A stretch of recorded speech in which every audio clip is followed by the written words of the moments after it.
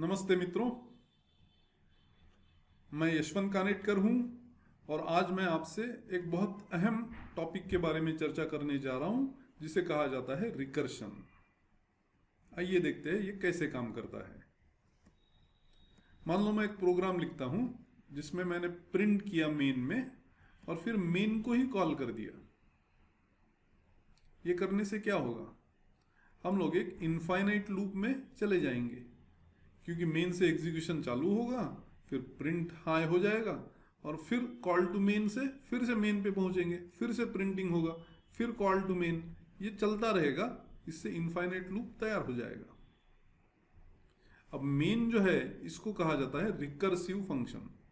क्यों? क्योंकि मेन के बॉडी के अंदर से ही मेन को कॉल किया। जब भी ऐसा करोगे आप तो वो फंक्शन को रिकर्सिव फंक्शन कहा जाएगा। अब सिर्फ मेन ही रिकर्सिव हो सकता है ऐसा नहीं है, आप कोई भी फंक्शन को रिकर्सिव बना सकते हो। मिसाल के तौर पर अगर मेन से मैंने फन कॉल किया और फन में प्रिंट किया और फिर फन को कॉल कर दिया, प्रोटोटाइप देना होगा फन का, इससे भी एक इनफाइनाइट लूप तैयार हो गया क्योंकि एग्जीक्यूशन चालू होगा मेन से, फन पे कॉल चला जाएगा और फन में पहुंचते ही प्रिंट करके फिर से फन को कॉल किया, मतलब फिर फन पे पहुंचा, फिर प्रिंटिंग हुआ, फिर फन को कॉल हुआ। ये चलता रहेगा। तो अब की बार फन ये रिकर्सिव फंक्शन हो गया। पहले मेन रिकर्सिव था, अभी फन रिकर्सिव है। और ध्यान रहे, जब भी आप रिकर्शन का प्रयोग करोगे तो इनफाइनाइट लूप तो जरूर तैयार होगा। और सिर्फ इनफाइनाइट लूप बनाने से वैसे कोई फायदा नहीं है, इससे कोई कंस्ट्रक्टिव चीज हमको करते हैं, ये हमारी कोशिश होगी। चलिए वो कोशिश को आगे बढ़ाते हैं और एक प्रोग्राम लिखते हैं जिसमें एक नंबर रिसीव करेंगे। मान लो उसका वैल्यू है 327 और मुझे इसको सम ऑफ डिजिट्स निकालना है। उसके लिए मैं एक फंक्शन कॉल करूंगा जिसका नाम है रिकर्सिव सम।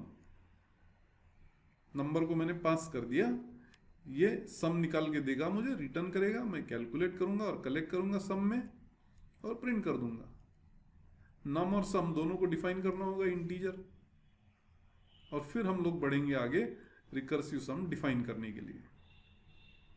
मान लो नम का वैल्यू 327 है तो n में आ गया 327। अब ये 327 का सम ऑफ डिजिट्स मतलब 7 का, 2 का और 3 का सम। इसको आप देखिए फैक्टोरियल के नजरिए से। फैक्टोरियल 4 क्या है?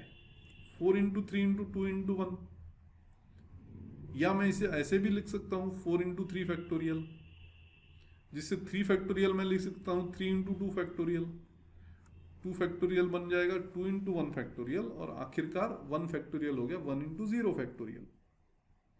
मतलब फैक्टोरियल ये ऐसा लॉजिक है जिसको एक्सप्रेस करते टाइम मैं उसी के फॉर्म में एक्सप्रेस कर सकता हूं। जैसे 4 फैक्टोरियल इज 4 इंटू 3 फैक्टोरियल, उसी प्रकार मुझे सम ऑफ डिजिट से भी करते आएगा।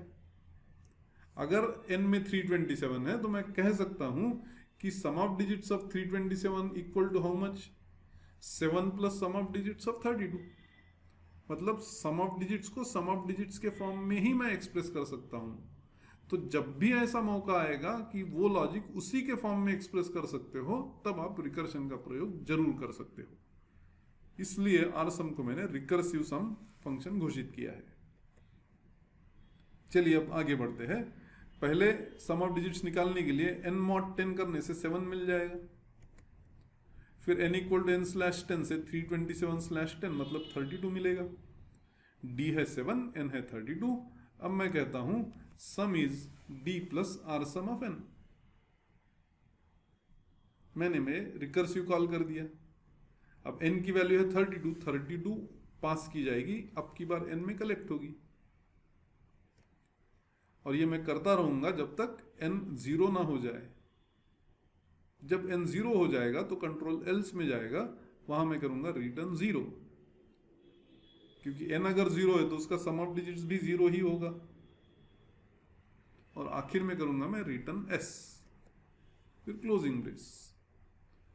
डिफाइन करिए वेरिएबल d और s।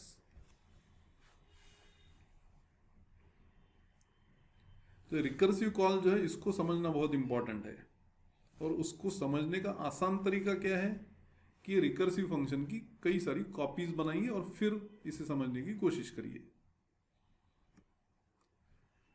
प्रोटोटाइप तो ऊपर देना होगा आरसम का, वैसे ही हैश इंक्लूड भी करना होगा। इसको समझने के पहले दो इंपॉर्टेंट चीज समझ ले कि जब भी मैं फंक्शन कॉल करूंगा, मेन से हो या आरसम में से क्यों ना हो, कहीं से भी वो फंक्शन को कॉल किया तो एक नया सेट ऑफ वेरिएबल बनता है। इस केस में एन, डी और एस ये 3 वेरिएबल्स है आरसम में।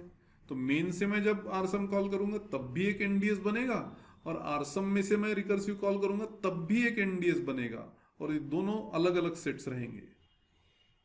तो जब भी कॉल होगा तो नए सेट बनेंगे, और जब मैं उस कॉल से रिटर्न होऊंगा तो वो सेट जो बने वो खत्म हो जाएंगे, समाप्त हो जाएंगे। ये समझूंगा मैं तो मैं रिकर्शन अच्छी तरह से समझ पाऊंगा। देखिए, इसका सम तो डेफिनेटली 12 आना चाहिए, 7 + 2 + 3। पर ये कैसे काम करता है ये अगर हमें समझना है तो आरसम की कॉपीज बनानी होगी। तो ये पहली कॉपी बनाई मैंने, दूसरी, तीसरी और चौथी। मेन में से पहली कॉपी कॉल हुई, 327 रिसीव हुआ। 327 नॉट इक्वल टू 0 ट्रू है, तो डी क्या बन जाएगा, 327 mod 10 मतलब 7। n हो जाएगा 327/10 मतलब 32।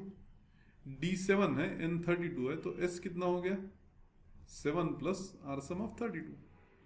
अब ये जो कॉल है ना, ये आपको एक्चुअली तो ले जाता है आरसम में, उसी फंक्शन में, पर हम लोग कन्वीनियंस के लिए, समझने के लिए ऐसा सोचेंगे कि ये और एक कॉपी है आरसम की, वहां पर आपको ले गया, 32 पास हुआ, n में कलेक्ट हुआ।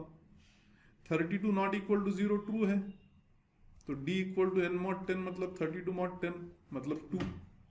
n है n/10 मतलब 32/10, वो हो गया 3। और s बन गया d + आरसम ऑफ n मतलब 2 + आरसम ऑफ 3। अब ये फिर से एक कॉल है आरसम को, ये ले जाएगा आपको तीसरे कॉपी पे।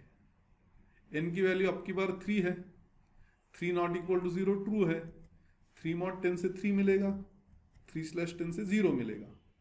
d 3 है, n 0 है, तो s बन गया d + आरसम ऑफ n मतलब 3 + आरसम ऑफ 0। और एक कॉल है आरसम को, अब की बार 0 पास कर रहे हो, 0 नॉट इक्वल टू 0 फेल हो गया, एल्स में पहुंचा, रिटर्न 0 किया। 0 कहाँ रिटर्न हुआ, जहां से कॉल आया था, तो ये 0 वापिस आया। अब 3 को जोड़ा गया, s इक्वल टू 3 + 0 से s बन गया 3। अब इफ ब्लॉक खत्म हुआ, एल्स रिटर्न स्किप हो जाएगा, रिटर्न s पे पहुंचेगा, s की वैल्यू है 3, ये 3 रिटर्न हो जाएगी कहाँ, इसके पहले वाले कॉल में। अब 3 जो और वापिस आया वो 2 को जोड़ा जाएगा, s की वैल्यू बन गई 5, एल स्किप हो जाएगा, रिटर्न s पे पहुंचेगा, 5 रिटर्न हो जाएगा कहाँ, इसके पहले वाले कॉल में। 5 जो रिटर्न आया 7 को ऐड हुआ, s बन गया 12। इफ ब्लॉक खत्म हुआ, एल स्किप हुआ, रिटर्न s से रिटर्न 12 हो जाएगा कहाँ, 12 रिटर्न हो गया मेन में, मेन उसको कलेक्ट करेगा, प्रिंट कर देगा। इस प्रकार रिकर्सिव कॉल्स चलेंगे। तो शुरुआत में कम से कम आप, बेहतर ये होगा कि रिकर्सिव फंक्शन के कॉपीज बनाइए ताकि आपको समझने में आसानी हो। आप एक बार कंफर्टेबल हो जाएगा तो एक कॉल्स, एक फंक्शन डेफिनेशन से समझ पाओगे कैसे हो रहा है।